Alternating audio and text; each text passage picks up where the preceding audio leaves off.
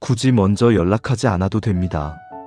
법정 스님의 가르침으로 배우는 부모와 자녀 사이의 지혜. 이야기를 들으시기 전에 구독과 좋아요를 눌러주세요. 감사합니다. 오늘도 전화기를 들었다가 놓습니다. 자녀의 번호를 누르려다가 다시 내려놓습니다. 괜히 귀찮게 하는 건 아닐까? 바쁠 텐데 또 전화했다고 생각하면 어쩌나? 이런 생각들이 마음을 무겁게 합니다. 그런데 가만히 들여다보면 이 무거움의 정체는 무엇일까요? 자녀에게 연락하고 싶은 마음. 그것이 잘못된 것은 아닙니다. 다만 우리는 묻지 않았습니다. 나는 왜 연락하고 싶은가라고. 법정 스님께서는 말씀하셨습니다. 진정한 사랑은 상대를 내 뜻대로 하려는 것이 아니라 상대가 그 사람답게 살도록 놓아주는 것이라고. 전화기를 들었다 놓는 그 순간 우리는 이미 무언가를 배우고 있는 것인지도 모릅니다. 보고 싶다고 바로 연락하는 것. 그것이 사랑일 수도 있지만 보고 싶어도 참고 기다리는 것. 그것 또한 사랑입니다. 아니, 어쩌면 더 깊은 사랑일지도 모릅니다. 오늘 이 시간 우리는 함께 생각해 보려 합니다. 굳이 먼저 연락하지 않아도 되는 이유를. 자녀와 통화할 때 하지 말아야 할 말과 꼭 해야 할 말을. 그리고 무엇보다 부모로서 내려놓을 때 비로소 시작되는 진짜 사랑에 대해서. 왜 먼저 연락하지 않아도 되는가? 부모가 먼저 연락하면 안 되는 건가요? 그런 질문을 받을 때가 있습니다. 아닙니다. 연락하면 안 된다는 뜻이 아닙니다. 다만 굳이 먼저 하지 않아도 된다는 것입니다. 그 차이를 아시겠습니까? 산에 가면 나무가 있습니다. 나무는 새에게 말하지 않습니다. 네 가지에 앉아라고. 그냥 거기 서 있을 뿐입니다. 그러면 새는 필요할 때 날아와 앉습니다. 나무가 새를 부르지 않아도 새는 나무를 알고 있습니다. 부모와 자녀의 관계도 그렇습니다. 우리가 먼저 연락하지 않는다고 해서 자녀가 우리를 잊는 것이 아닙니다. 오히려 우리가 자꾸 먼저 연락하면 자녀는 스스로 연락할 기회를 잃게 됩니다. 어차피 부모님이 먼저 연락하실 텐데. 이런 생각이 습관이 되면 자녀는 점점 수동적이 됩니다. 우리가 바라는 것이 무엇입니까? 자녀가 우리에게 의무적으로 전화하는 것입니까? 아니면 자녀가 진심으로 우리를 그리워하며 스스로 연락하는 것입니까? 진심은 강요할 수 없습니다. 진심은 스스로 우러나와야 합니다. 그러니 기다려도 됩니다. 아니, 기다려야 합니다. 자녀가 부모를 생각할 시간을, 자녀가 스스로 전화기를 들 용기를. 우리는 그저 거기 있으면 됩니다. 나무처럼 언제든 자녀가 돌아올 수 있는 자리에 변함없이. 사랑과 집착 사이. 사랑한다는 이유로 우리는 때때로 집착합니다. 내가 낳은 자식인데, 내가 키운 아이인데. 이런 생각이 들 때 조심해야 합니다. 법정 스님께서는 무소유를 말씀하셨습니다. 무소유란 아무것도 갖지 않는 것이 아니라 불필요한 것을 갖지 않는 것이라고. 그렇다면 자녀는 어떻습니까? 자녀는 우리 소유입니까? 아닙니다. 자녀는 우리를 통해 왔지만 우리 것이 아닙니다. 칼릴 지브란의 시처럼 자녀는 우리의 활이고 우리는 그들을 쏘아보내는 궁수일 뿐입니다. 하지만 우리는 잡고 있습니다. 자녀가 이미 화살로 날아갔다는 것을. 그래서 자꾸 불러들이려 합니다. 왜 연락 안 하냐? 엄마 아빠 생각은 안 하냐? 이것이 사랑입니까? 아니면 집착입니까? 사랑은 상대의 행복을 바라는 것이고 집착은 내 마음의 안정을 바라는 것입니다. 자녀가 연락하면 우리 마음이 편해집니다. 아, 날 잊지 않았구나. 아직 날 필요로 하는구나. 하지만 이것은 자녀의 행복이 아니라 우리 마음의 안정을 위한 것입니다. 진정으로 자녀를 사랑한다면 자녀가 자기 삶에 충실할 수 있도록 가만히 물러서 있어야 합니다. 연락하고 싶을 때 연락하고 바쁠 때는 연락하지 않아도 괜찮다고 그렇게 허락해야 합니다. 괜찮다고 말하는 것, 그것이 사랑입니다. 왜 안 하냐고 묻는 것. 그것은 집착입니다. 우리는 어느 쪽을 선택하시겠습니까? 자녀가 연락하지 않는 진짜 이유. 자녀가 연락하지 않으면 우리는 상처받습니다. 날 잊은 건가? 이제 필요 없는 건가? 내가 뭘 잘못한 건가? 하지만 가만히 생각해 보십시오. 자녀가 정말 부모를 잊어서 연락하지 않는 걸까요? 대부분의 경우 아닙니다. 자녀는 바쁩니다. 일에, 관계에, 자기 삶에. 그리고 무엇보다 전화하면 또 들어야 할 말들이 부담스럽습니다. 밥은 먹고 다니냐? 돈은 괜찮냐? 언제 결혼할 거냐? 이런 말들을 들을 생각을 하면 전화기를 들기가 무거워집니다. 자녀는 압니다. 부모가 걱정해 주시는 거라는 것을, 사랑해서 묻는 거라는 것을. 하지만 그 사랑이 때로는 짐이 됩니다. 나는 잘 지내고 있는데 왜 자꾸 걱정하실까? 내 선택을 왜 인정해 주지 않으실까? 자녀는 이런 생각을 합니다. 그래서 연락을 미룹니다. 다음에 하지 뭐. 조금 있다가. 그러다 시간이 흐릅니다. 자녀가 연락하지 않는 이유는 부모를 사랑하지 않아서가 아닙니다. 부모의 사랑이 너무 무거워서입니다. 이것을 이해해야 합니다. 그래야 우리도, 자녀도 조금 더 자유로워질 수 있습니다. 절대 하면 안 되는 말들. 자녀가 전화를 걸어왔습니다. 반갑습니다. 기쁩니다. 그런데 우리는 무슨 말부터 합니까? 왜 이제야 연락했냐? 이 한마디로 자녀의 마음은 다칩니다. 역시 전화하지 말걸. 자녀는 이렇게 생각합니다. 그 다음 말. 밥은 먹고 다니냐? 자녀는 성인입니다. 밥을 챙겨 먹을 만큼은 큽니다. 그런데 우리는 자꾸 묻습니다. 마치 자녀가 아직도 어린아이인 것처럼. 돈은 괜찮냐? 이 말도 조심해야 합니다. 걱정해서 하는 말이지만 자녀는 이렇게 듣습니다. 내가 제대로 살고 있는지 의심하시는구나. 언제 결혼할 거냐? 남자친구는 생겼냐? 여자친구는 만나냐? 이런 질문들. 자녀에게는 압박입니다. 결혼은 자녀 인생의 문제입니다. 우리가 대신 살아줄 수 없습니다. 그리고 가장 해서는 안 될 말. 옆집 아들은 벌써 과장됐던데. 친구 딸은 결혼도 하고 애도 낳았던데. 비교하는 순간 자녀는 자기 자신이 부족하다고 느낍니다. 나는 부모님 기대에 못 미치는구나. 그리고 이 말. 우리가 널 얼마나 고생해서 키웠는데.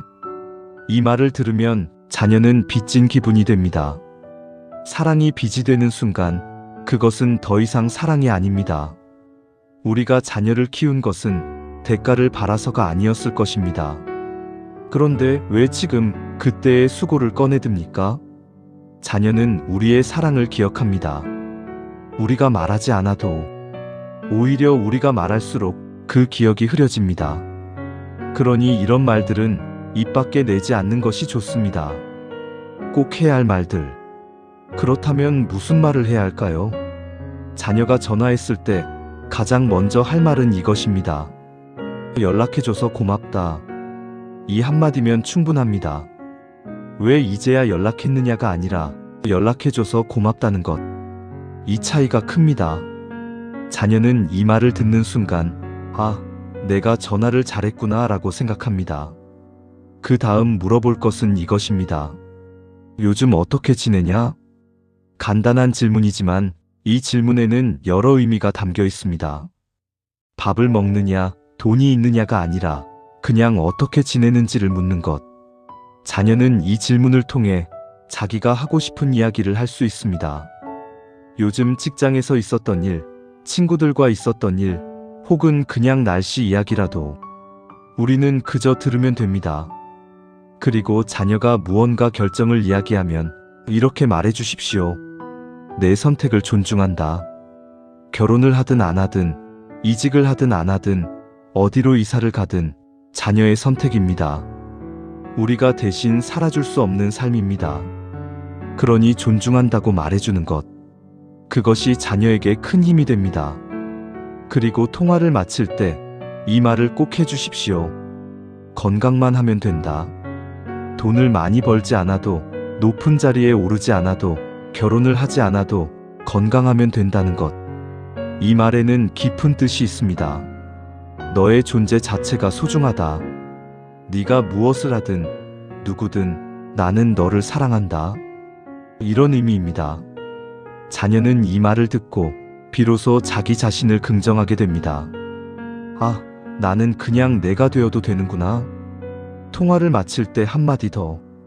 오늘 목소리 들으니 좋다. 이 말도 힘이 있습니다. 자녀의 존재가 우리에게 기쁨이라는 것. 그것을 전하는 말입니다. 이런 말들 어렵지 않습니다. 다만 우리가 지금까지 다른 말들을 해왔을 뿐입니다. 이제 조금씩 바꿔보십시오. 자녀와의 통화가 서로에게 짐이 아니라 위로가 되도록. 경청의 힘. 우리는 자녀에게 조언하고 싶어 합니다. 그건 이렇게 하는 게 나아. 엄마 아빠 경험으로는 말이야. 하지만 대부분의 경우 자녀는 조언을 원하지 않습니다. 그냥 들어주기를 바랄 뿐입니다. 법정 스님께서는 침묵의 가치를 말씀하셨습니다. 말하지 않는 것이 때로는 더 큰 위로가 된다고. 자녀가 힘든 이야기를 할 때 우리는 조급해집니다. 그래서 어떻게 할 건데? 그럴 때는 이렇게 해야지. 하지만 자녀는 이미 압니다. 어떻게 해야 하는지.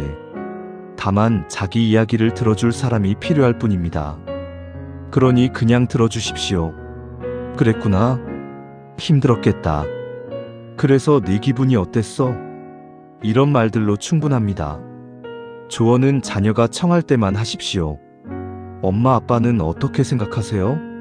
이렇게 물을 때, 그때 비로소 우리의 경험을 나눠도 됩니다. 하지만 그때도 조심해야 합니다. 엄마 아빠 때는 이랬어라고 말하기보다는 네가 선택할 수 있는 게 이런 것들이 있을 것 같은데 너는 어떻게 생각하니? 이렇게 자녀 스스로 생각하도록 돕는 것이 좋습니다. 경청. 그것은 단순히 듣는 것이 아닙니다. 상대의 존재를 인정하는 것입니다. 내 이야기가 중요해. 내 감정이 타당해. 네가 그렇게 느낄 수 있어. 이런 메시지를 전하는 것입니다. 자녀는 이런 경청을 통해 자기 자신을 이해하게 됩니다. 그리고 부모를 신뢰하게 됩니다. 우리 부모님은 나를 판단하지 않으시는구나. 내 편이 되어주시는구나. 이런 신뢰가 쌓이면 자녀는 더 자주 연락하게 됩니다. 억지로가 아니라 진심으로. 기다림이 사랑이 되는 순간. 기다림은 쉽지 않습니다. 자녀에게서 연락이 오지 않으면 하루가 길고 마음이 무거워집니다. 무슨 일이 있는 건 아닐까? 내가 뭘 잘못한 걸까? 이런 생각들이 꼬리를 물고 이어집니다. 하지만 법정 스님께서는 말씀하셨습니다. 기다림은 비움이라고. 무언가를 기다린다는 것은 그 시간을 상대에게 내어주는 것이라고. 자녀를 기다리는 동안 우리는 무엇을 할 수 있을까요? 자녀 걱정만 하며 앉아 있을 수도 있습니다. 하지만 그것은 자녀에게도 우리 자신에게도 도움이 되지 않습니다. 기다림을 채울 무언가가 필요합니다. 오래 미뤄두었던 책을 읽어도 좋습니다. 친구를 만나도 좋습니다. 산책을 해도 좋습니다. 자녀에게 쏟던 관심과 에너지를 나 자신에게 돌려보는 것입니다. 그러면 이상한 일이 일어납니다. 우리가 우리 자신의 삶을 충실히 살 때 자녀도 편안해집니다. 부모님이 나만 기다리고 계시지 않으시구나. 부모님도 부모님 삶을 사시는구나. 이것을 느낄 때 자녀는 죄책감에서 벗어납니다. 그리고 더 편안하게 연락할 수 있게 됩니다. 기다림은 수동적인 것이 아닙니다. 기다림은 능동적인 사랑입니다. 상대가 자기 시간을 갖도록 나도 내 시간을 갖는 것. 서로의 시간을 존중하는 것. 그것이 기다림입니다. 계절을 보십시오. 봄은 여름을 재촉하지 않습니다. 그냥 봄으로 있을 뿐입니다. 그러면 때가 되어 여름이 옵니다. 우리도 그렇게 그냥 봄으로 있으면 됩니다. 언제든 자녀가 돌아올 수 있도록 자리를 지키고 있으면 됩니다. 그러면 때가 되어 자녀는 돌아옵니다. 전화기 너머로 혹은 문을 열고 들어와서 엄마, 아빠 그렇게 부를 것입니다. 기다림이 사랑이 되는 순간입니다. 자유라는 선물. 우리가 자녀에게 줄 수 있는 가장 큰 선물은 무엇일까요? 돈도 아니고 집도 아니고 좋은 교육도 아닙니다. 자유입니다. 자녀가 자기답게 살 수 있는 자유. 자녀가 자기 선택을 할 수 있는 자유. 자녀가 실패해도 괜찮다는 자유. 이것이 가장 큰 선물입니다. 하지만 우리는 자꾸 자녀를 묶으려 합니다. 이렇게 살아야 해. 저렇게 하면 안 돼. 우리 경험으로는 이게 맞는 길이니까 자녀도 이 길을 가야 한다고 생각합니다. 하지만 자녀의 인생은 자녀의 것입니다. 우리가 걸었던 길이 아니라 자녀가 걸어야 할 길이 있습니다. 그 길이 때로는 험해 보일 수 있습니다. 돌아가는 것처럼 보일 수도 있습니다. 하지만 그것도 자녀의 여정입니다. 법정 스님께서는 말씀하셨습니다. 진정한 자유는 집착에서 벗어나는 것이라고. 자녀에 대한 우리의 기대, 자녀에 대한 우리의 계획, 이런 것들이 집착입니다. 이것을 내려놓을 때 자녀는 자유로워집니다. 그리고 우리도 자유로워집니다. 자녀가 우리 뜻대로 살지 않아도 우리는 실망하지 않게 됩니다. 자녀가 다른 길을 가도 우리는 응원할 수 있게 됩니다. 이것이 진정한 사랑입니다. 너는 너답게 살아도 돼. 네가 선택한 길이라면 나는 지지해. 이렇게 말해줄 수 있을 때 자녀는 비로소 날개를 펼칩니다. 부모의 기대라는 무게에서 벗어나 자기 힘으로 날 수 있게 됩니다. 그리고 그렇게 날아오른 자녀는 때때로 우리에게 돌아옵니다. 의무가 아니라 그리움으로 엄마 아빠가 보고 싶어서라고 말할 수 있게 됩니다. 자유를 선물하십시오. 그것이 자녀를 가장 가까이 두는 방법입니다. 내려놓을 때 비로소 시작되는 사랑. 이제 우리는 마지막 이야기를 나눕니다. 부모로 산다는 것. 그것은 끊임없이 내려놓는 연습입니다. 아기였을 때 우리는 자녀의 모든 것을 책임졌습니다. 밥을 먹이고 옷을 입히고 재우고 돌보았습니다. 그때는 그것이 당연했습니다. 하지만 자녀는 자랍니다. 스스로 걷고 스스로 먹고 스스로 생각하게 됩니다. 이제는 우리 손을 떠나야 할 때입니다. 하지만 우리는 잡고 있습니다. 자녀가 이미 다 자랐다는 것을. 그래서 계속 챙기려 하고 계속 걱정하고 계속 관여하려 합니다. 이것을 내려놓아야 합니다. 자녀의 삶은 자녀의 것입니다. 자녀의 선택도, 자녀의 실수도, 자녀의 성공도 모두 자녀의 것입니다. 우리는 그저 옆에서 지켜보는 사람입니다. 필요할 때 손을 내밀어 줄 수 있는, 하지만 강요하지 않는 사람. 법정 스님께서는 무소유를 말씀하셨지만 가장 어려운 무소유는 사람에 대한 무소유가 아닐까 합니다. 사랑하는 사람을 놓아주는 것, 자녀를 사랑하되 소유하지 않는 것, 그것이 진정한 사랑입니다. 오늘 밤 전화기를 들었다가 다시 놓으십시오. 그리고 생각해 보십시오. 내가 지금 전화하려는 이유가 무엇인가? 자녀가 보고 싶어서입니까? 아니면 내 마음의 불안을 달래기 위해서입니까? 만약 후자라면 전화기를 내려놓으십시오. 대신 이렇게 생각하십시오. 우리 아이는 지금 잘 살고 있을 거야. 바쁘겠지. 열심히 살고 있겠지. 그리고 자녀를 위해 기도하십시오. 건강하기를, 행복하기를, 자기답게 살기를. 그것으로 충분합니다. 자녀가 연락하면 그때 반갑게 받으면 됩니다. 연락해줘서 고맙다. 요즘 어떻게 지내냐?